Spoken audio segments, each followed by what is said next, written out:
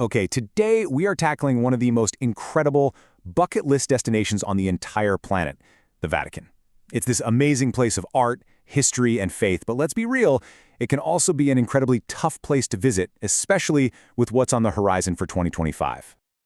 7.5 million. This number right here is exactly why you need a game plan.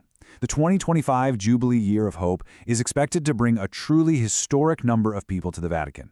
And if you don't have a strategy, a visit that should be totally awe-inspiring can turn into a logistical nightmare fast.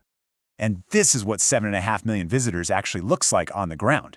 We are talking about lines that snake all the way around the Vatican walls, with people just baking in the Roman sun for 3, sometimes even more, hours.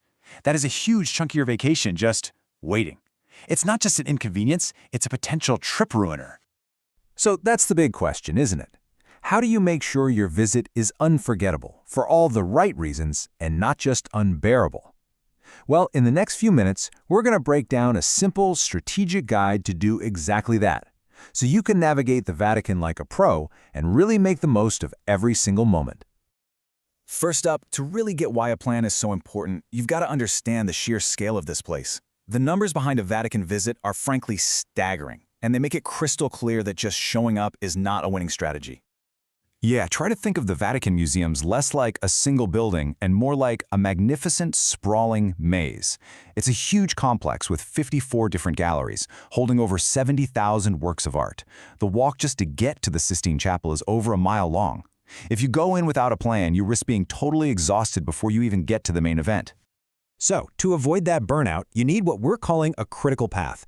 Look, this isn't about trying to see everything. That's literally impossible in one day. This is about focusing on the most important masterpieces, the ones that give you the biggest wow factor. Think of it as your own personal greatest hits tour. So here it is, your essential checklist. We're going to start with the genius spiral staircase, which is actually a double helix designed back in 1932 so that people going up and people going down never even cross paths. Pretty clever. From there, you pop out onto the terrace for what is, hands down, the best photo you will get of St. Peter's Dome. Then you head into the jaw-dropping gallery of maps. It's this long hall of incredible 16th century maps of Italy, and then into the Raphael Rooms to see the famous School of Athens fresco. All of this leads you to the grand finale, the Sistine Chapel. All right, now before you even think about buying a ticket, we have to talk about the dress code. I'm serious, this is completely non-negotiable. I see visitors get turned away for this every single day, and it's heartbreaking because it's such an easy mistake to avoid. You know, it's really important to remember, this isn't just some random museum rule. It's the law of the state. The Vatican is its own sovereign religious city-state, and the dress code is all about respecting its sacred nature. So the guards, they aren't just being picky, they are literally upholding the law. And in practice, it's actually really simple. Your shoulders and your knees have to be covered. That's the golden rule. So that means shirts with sleeves and pants or skirts that go down to at least your knees. What you want to avoid are things like tank tops, short shorts, mini skirts, even ripped jeans. It's a simple sign of respect that guarantees you'll get inside no problem. And that's the bottom line. But hey, if you forget, don't panic. The vendors right outside the wall sell inexpensive ponchos and scarves for this exact reason. It's a quick fix that will absolutely save your visit. Okay, now for the main event, strategy. You've got your itinerary, your outfit is sorted, so now it's time to conquer the biggest obstacle of all, the crowds. Think of these next tips as your secret passages to a better experience. Just look at this chart for a second. The difference is, well, it's everything. A standard ticket could mean you're waiting in line for 2 hours, maybe more.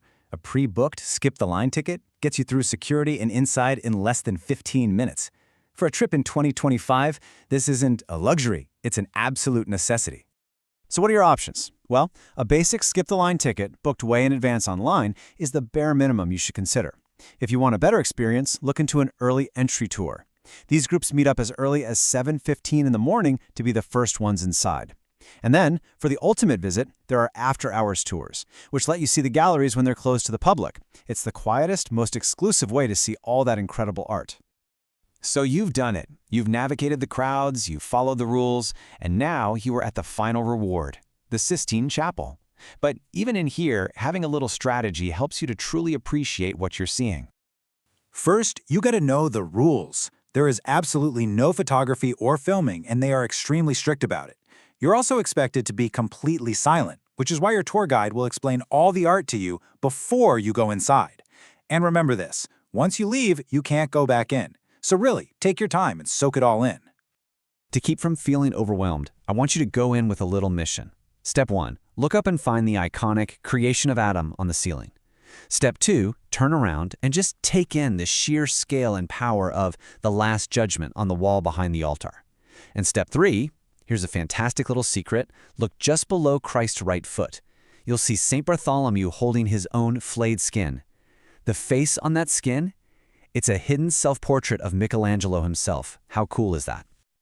And there you have it. By following this plan, you've done so much more than just see the Vatican. You've successfully navigated one of the busiest places on Earth, you've respected its sacred rules, and you've actually given yourself the time and space to witness true masterpieces. And all of this brings us to one last thought.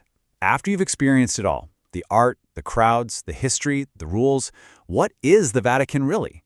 Is it just a museum with an unbelievable collection? Is it a unique little country? Or is it something more, a spiritual journey? The answer, of course, is going to be different for everyone. But with this plan, you're now ready to go find your own. Thanks for joining us.